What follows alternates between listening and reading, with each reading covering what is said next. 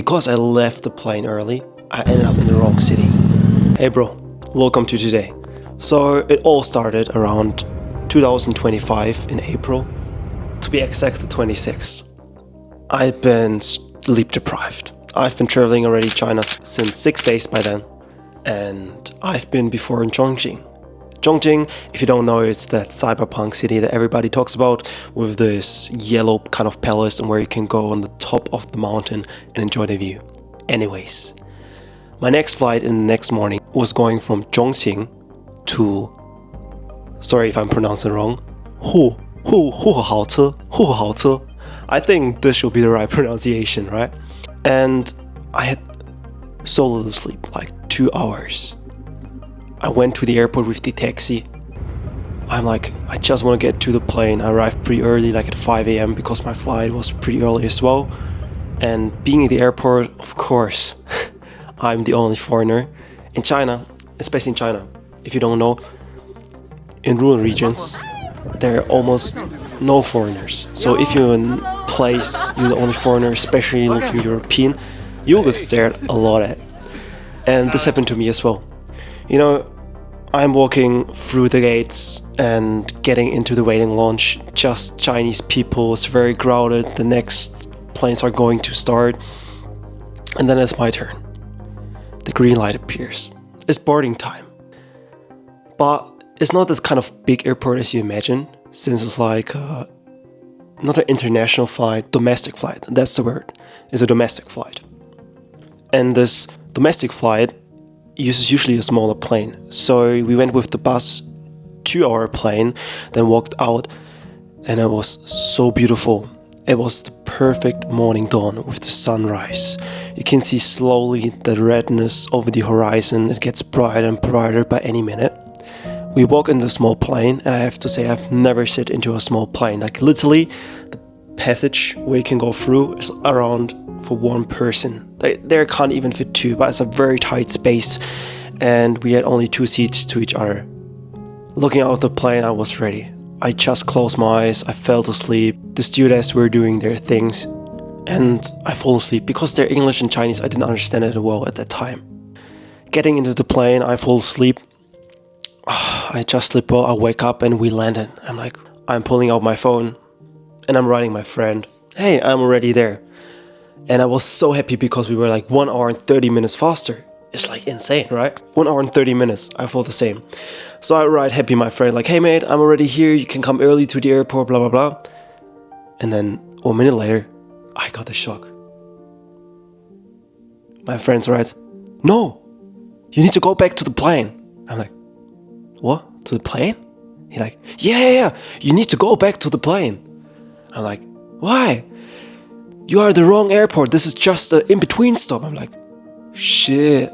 At that moment, I was at the place where you walk out of your luggage, like where you get your luggage, and out of the airport at the arrivals hall, right? I wanted to turn back. But the guard there, stop. You cannot go any further. Not at all, right? Not any further. I'm like, shit. So I needed to go up. I ran to the elevator. I went up again. I'm really looking. I'm out and I'm looking like, oh, whoa, where can I go right now? And I'm seeing like, oh, there's a stewardess, like kind of not a stewardess, but a helper, you know, right? I'm helping people, and I'm like, I run to them. I'm sorry to interrupt. Sorry. I pull out my phone, and on my phone was written, by accident, I went out of the airplane. I don't know what to do. And literally, the helper, let the person still, we run. She calling, then we go to the first launch. You see the red carpet, right? The people waiting, and like a quick scan, of course, because China, very, very accurate by that. And then you're seeing that lady. She looks like an FBI agent, whatever, like black suit, you know, very well dressed. Seems like a higher precision. And she waiting for me, and she looking, the plane, they're waiting for you.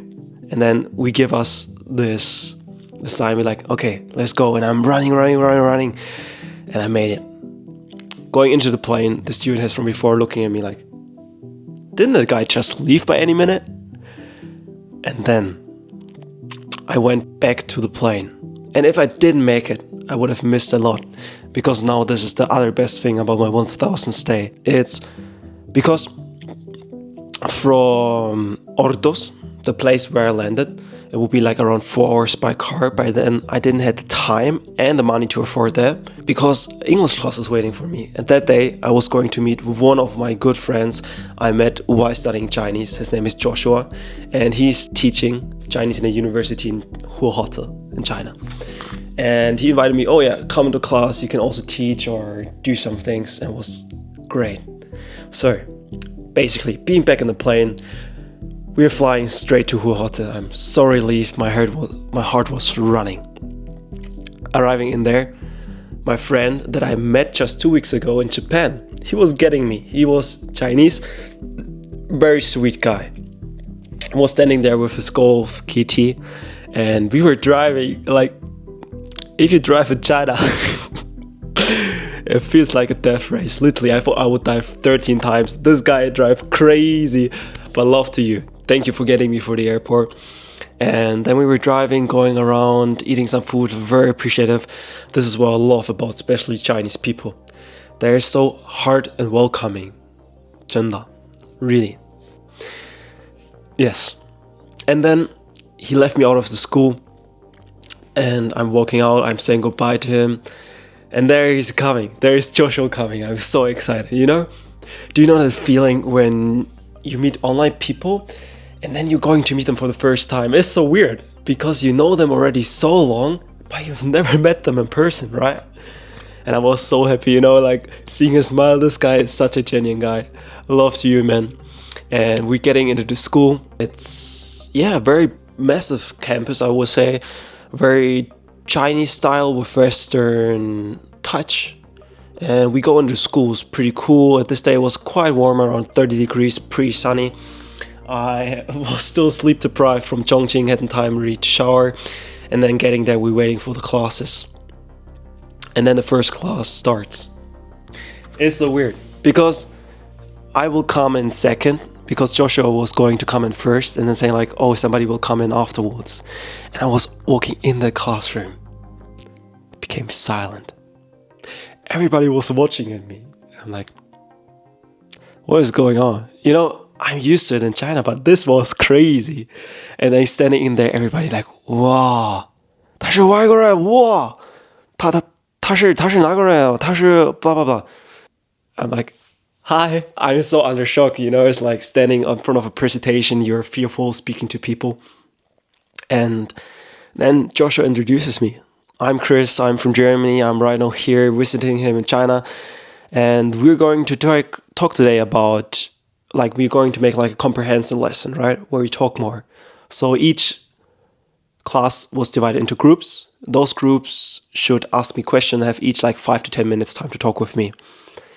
And it was such an interesting talk. Of course, I don't want to put my ego too high, but it was pretty cute when all the girls asked me, oh, do you have a girlfriend? Like, you know, when you come from Europe, it's usually, I'm a middle average looking guy. And when you go to China and you get this kind of attention like from girls, it feels like a complete different world. But anyways, going back.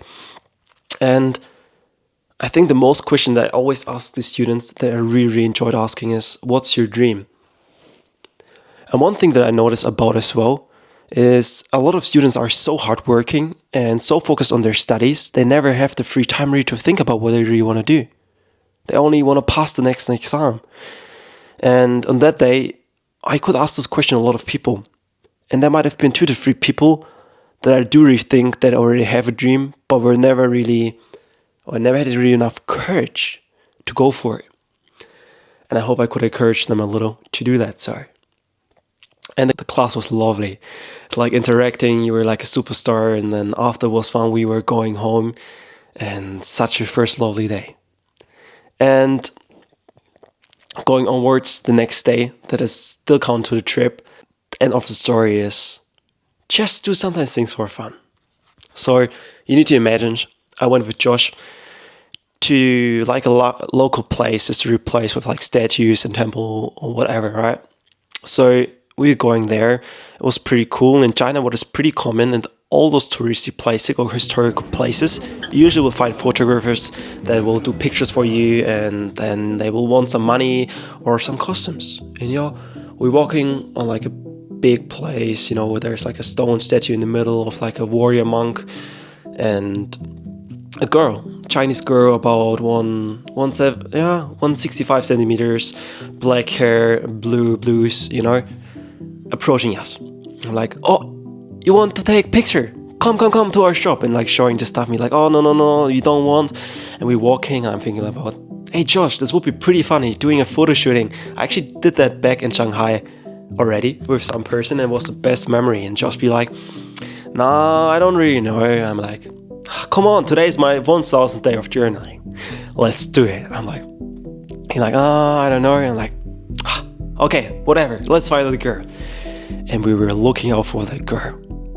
And first we didn't find her, but then we found her again with her boyfriend, and they were so cute. We were following them to their store, you know, getting in the store, you can see so many costumes, then you're getting ready, choosing what outfit to wear, they're putting makeup on, and then you're going outside.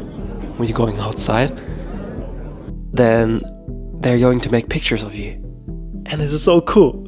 We had so much fun. We did like fighting poses with each other, bro poses, and it was the best day, really. I have to say I'm so grateful. And also, afterwards, we went to the gym, and it was the best workout since a long time. Really, all the people from the gym community, you know, when you go to another city with another gym pro, doing a workout, this is how you can connect on another type of level. And on my way back, there were two memorable moments that I remember.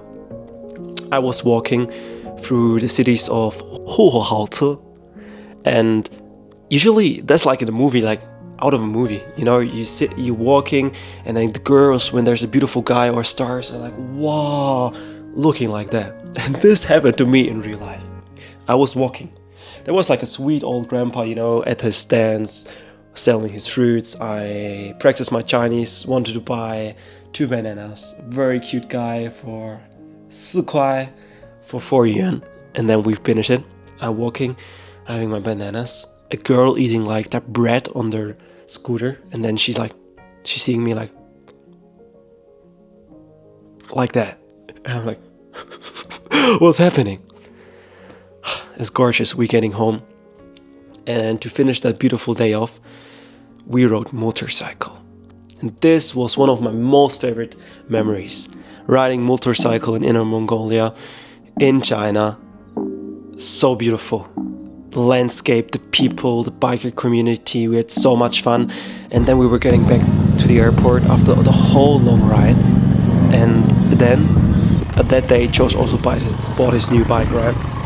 So he bought his new bike to do some fun stuff, let's say it like this. And we were going back on the ride, everything was fine, and suddenly his chain jumped out of the bike. I'm like, shit, what gonna do? And we put it in and then got out, and someplace we had to give it up. But I had to reach my airplane still. And I'm like, we need to make a decision. Oh, now I'm gonna leave you there. My father is going to take you home, getting you a taxi to the airport. And yeah, I never really could say goodbye really to Josh, but I'm sitting in the airport, we're doing over VChat voice audios, and I'm like so thankful. And this is my 1000th day. This is my crazy day, how I get off the wrong airplane, still made it to China, be in the class, teach it, go to the gym, and have the photo shooting and the motorcycle ride. This is truly one of my most favorite days I've experienced in whole 2025. Yeah, if you're interested in hearing more stories, please leave a like and a follow. I really appreciate it. And please leave me any feedback, what I can do better. Those are my first type of videos telling my stories. I truly want to show you the world in another perspective and just sharing my stories, how everything's going to work out. Man, I love you. Thank you so much. Have a beautiful day. Bye-bye.